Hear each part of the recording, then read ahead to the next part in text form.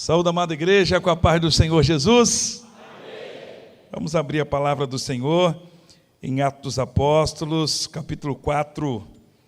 Que alegria poder estar aqui na Assembleia de Deus Rio Claro, encontrando o pastor e nosso professor também, Josadac Lima. Deus abençoe. E vale a pena adquirir essa Bíblia do Discipulado, irmãos. É um material de grande relevância para a nossa fé, para o nosso conhecimento e para o nosso ministério também. Obrigado, professor, pela ministração.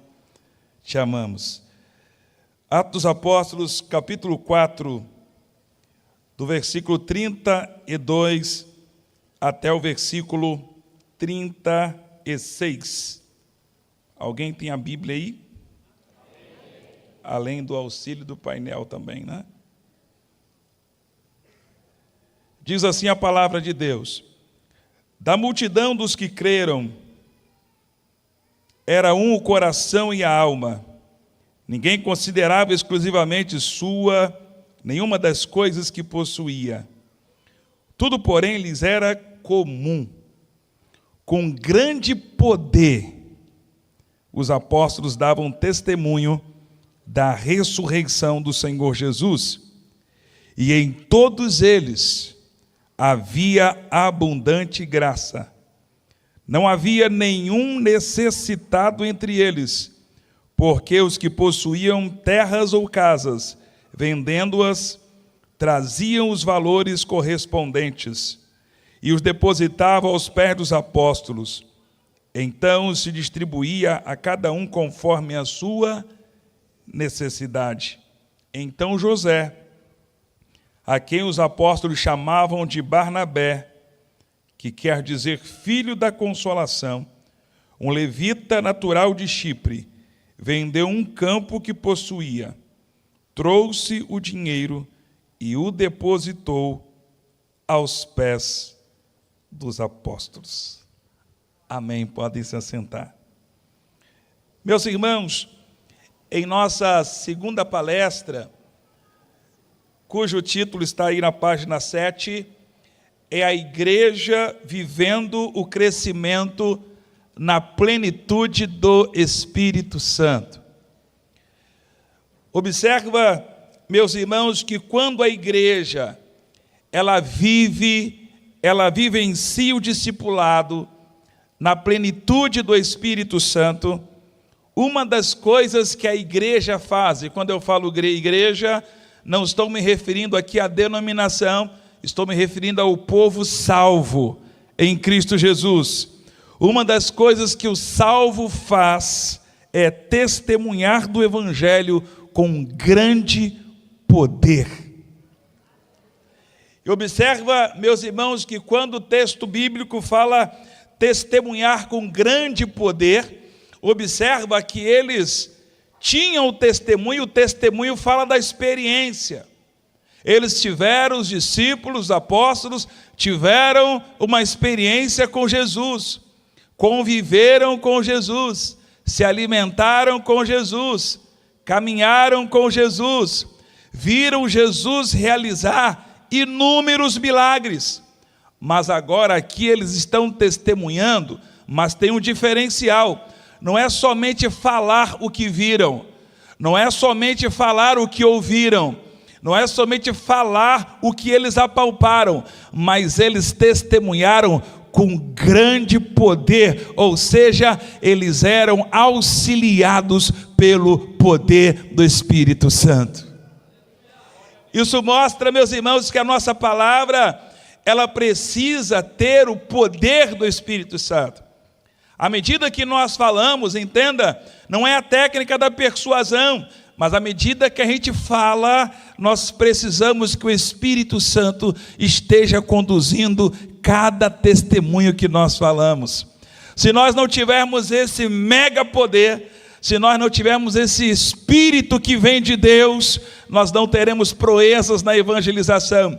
Por isso que nós fomos aqui antecedidos por uma palavra que diz: ore. Mandou mensagem, ore. Enviou mensagem, ore. Conversou com a pessoa, ore. Por quê? Porque a oração, ela atrai o poder de Deus.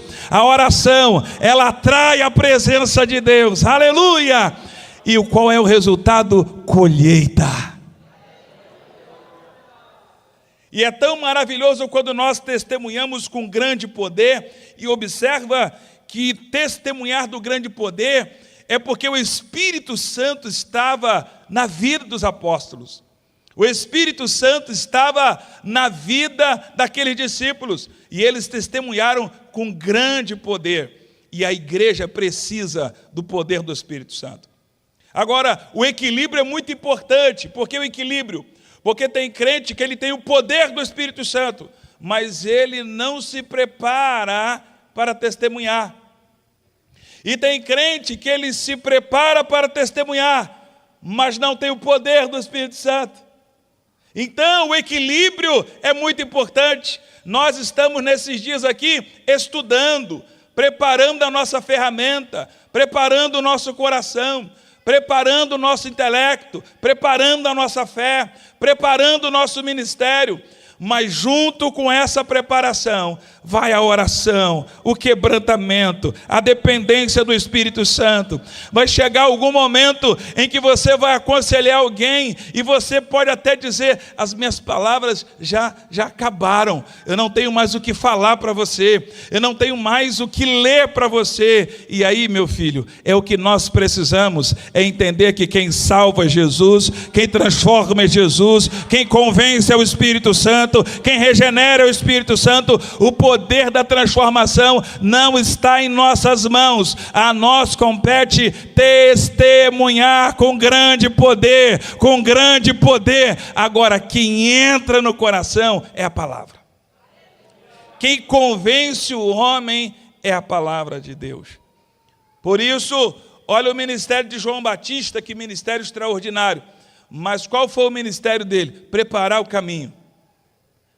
E às vezes nós esquecemos de preparar o caminho para Jesus entrar. Na evangelização, nós precisamos preparar o caminho para Jesus entrar. No discipulado, nós preparamos o caminho para Jesus entrar. Não somos nós que colocamos Jesus no coração da pessoa, não. A gente prepara o caminho para que Jesus entre. A gente prepara o caminho para que o Espírito de Deus se manifeste ali. Por isso que nós estamos nesse mesmo propósito. Enviamos uma mensagem para alguém e oramos. Enviamos uma mensagem para alguém e oramos. E no discipulado não muda. Você ensina uma lição e ora. Você ensina uma outra lição e ora. E às vezes aquele discípulo, aquela pessoa que está aprendendo com a gente, ela não consegue abandonar o pecado, ela não consegue abandonar o vício, ela não consegue abandonar os maus hábitos, mas você está ali toda semana. Você ensina a palavra e ora. Você ensina a palavra e ora. Você ensina a palavra e ora. E tem momento que ele tem que voltar em alguma lição anterior, porque às vezes a pessoa que nós estamos evangelizando, discipulando, caiu em pecado, falhou, errou, e a gente volta novamente naquela outra lição. Qual lição? Que Jesus perdoa pecados. Observa, meus irmãos, que quando a igreja vive o discipulado na plenitude do Espírito Santo, a igreja também tem abundante graça. O que me chama a atenção no texto que lemos em Atos Apóstolos 4:33 é que havia neles quem? Os apóstolos, abundante graça. Havia neles abundante graça.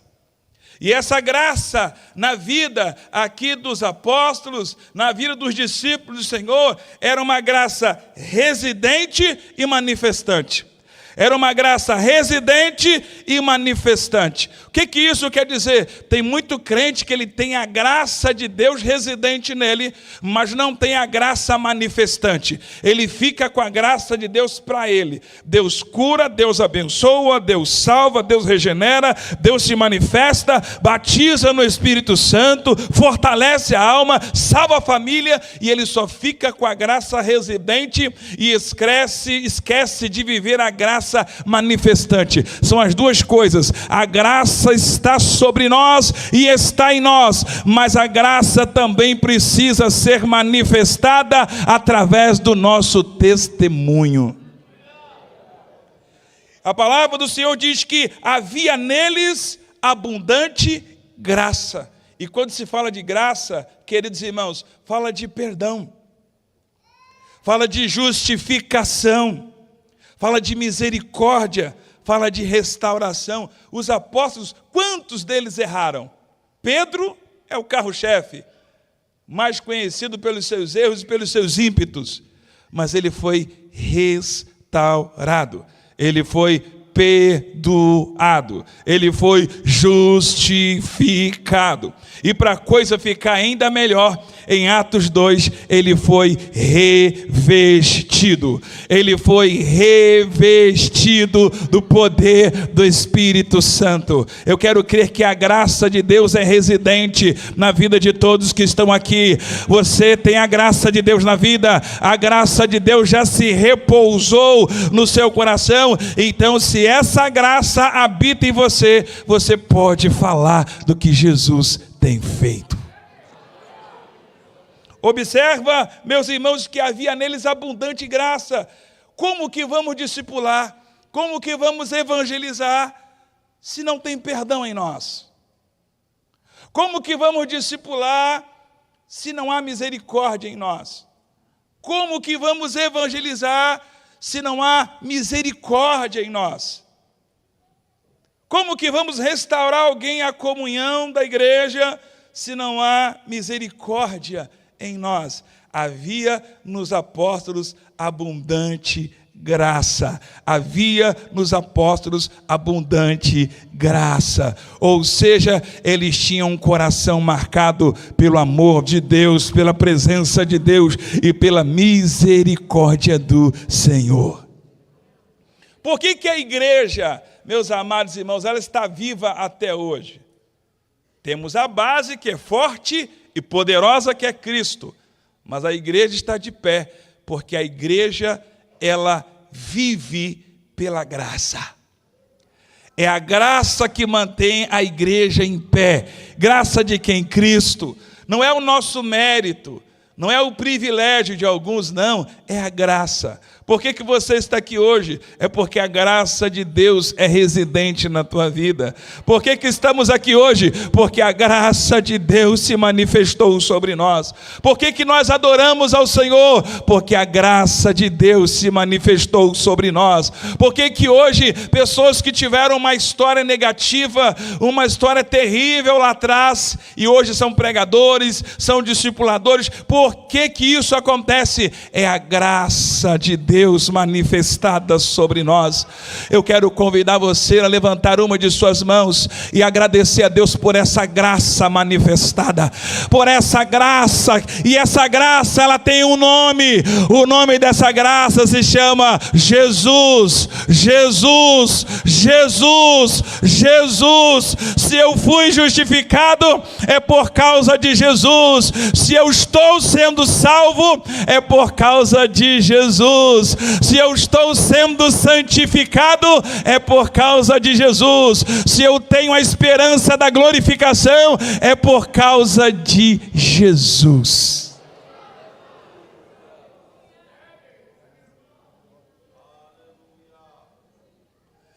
Por isso, meus irmãos, que quando a igreja vive o discipulado na plenitude do Espírito Santo, ela também tem abundante generosidade.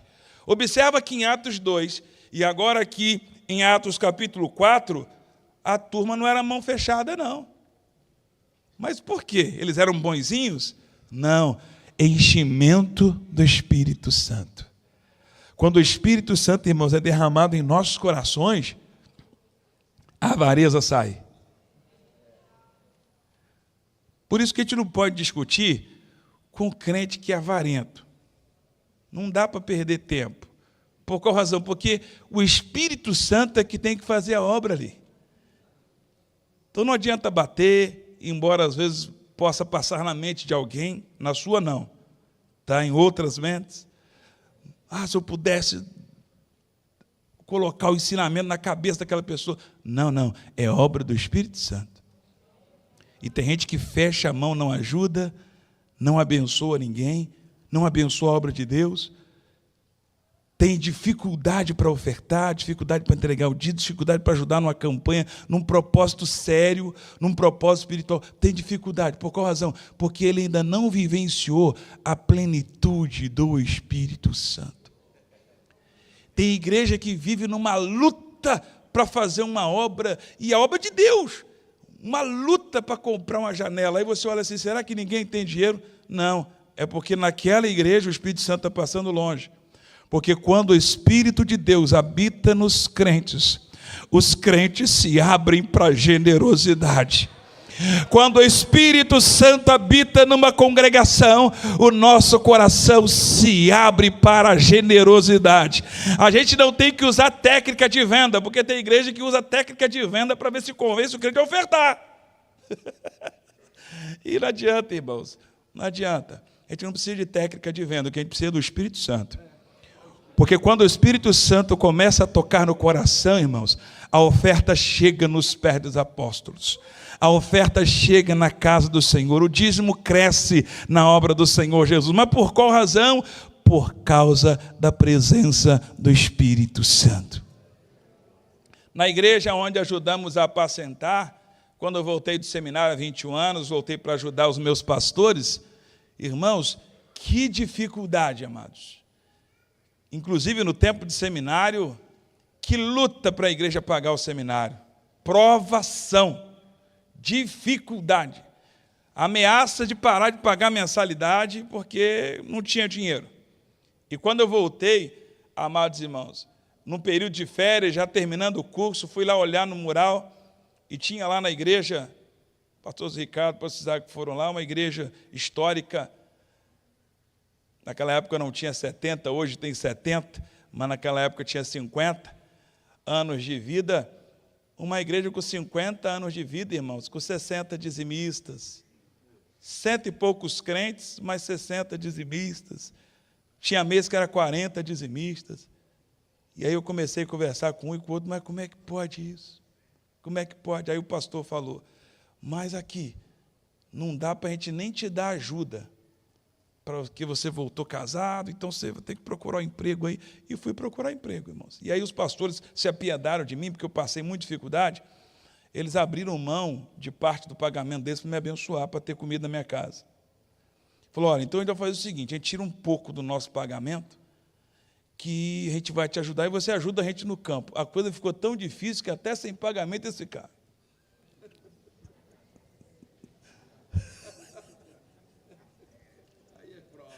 Só não passaram fome porque eram aposentados. Mas eu não era. Mas, amados, sabe como que o quadro começou a mudar? Quando a gente os pastores aceitaram uma sugestão que eu dei. Vamos orar pelos dizimistas de todos os cultos. Vamos orar pelos dizimistas de todos os cultos. Vamos orar pelos dizimistas ofertantes de todos os cultos. E começamos a orar, irmãos. E começamos a orar.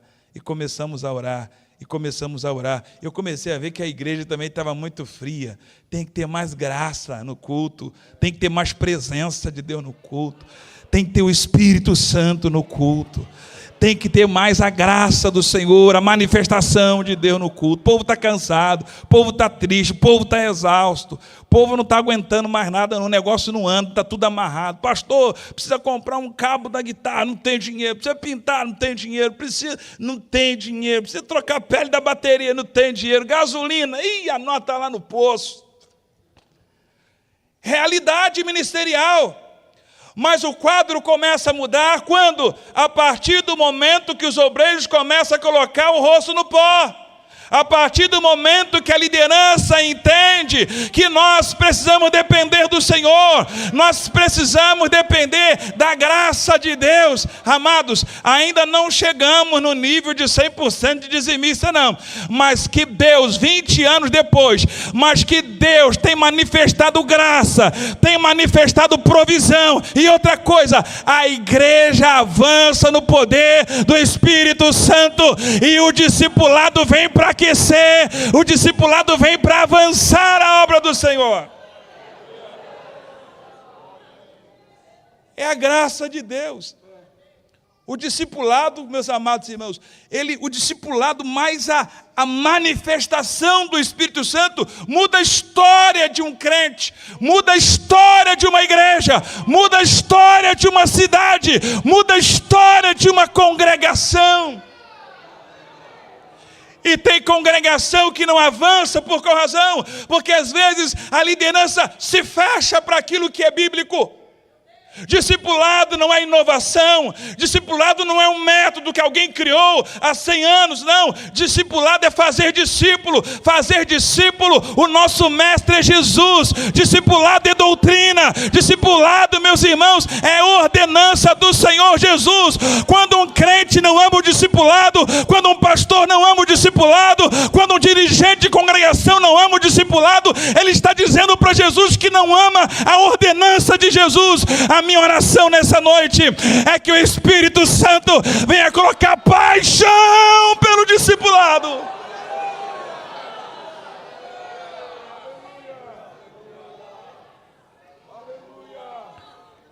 Quero orar porque você tem que dormir.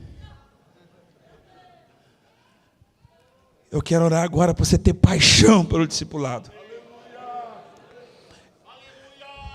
Eu quero convocar os obreiros que aqui estão, por onde eu passo no Brasil, eu convido os obreiros, pelo amor de Deus, abra a congregação para o discipulado.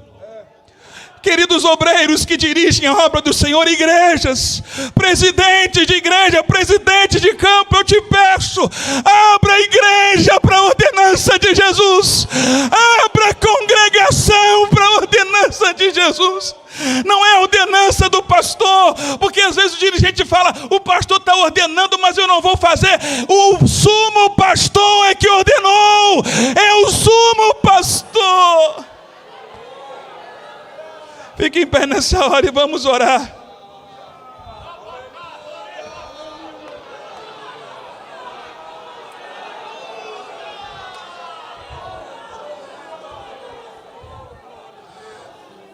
Pai amado, Deus querido, estamos em Tua presença. Nós precisamos do Teu Santo Espírito, ó Pai. Que os nossos corações se abram para a Tua ordenança, Jesus. Que os nossos corações se abram para a Tua ordenança, Senhor. Ah, Deus, que corações se abram nessa noite. Que corações se abram nessa noite. Que congregações se abram, que famílias se abram, que crentes se abram para o discipulado e para a evangelização, Senhor. Ah, Deus, quão maravilhoso é, Senhor. Recebemos essa graça que provém da Tua palavra. Incendeia a Tua igreja, Senhor. Incendeia a Tua igreja, Senhor. Incendeia a Tua igreja, Senhor. Incendeia o nosso coração, Senhor.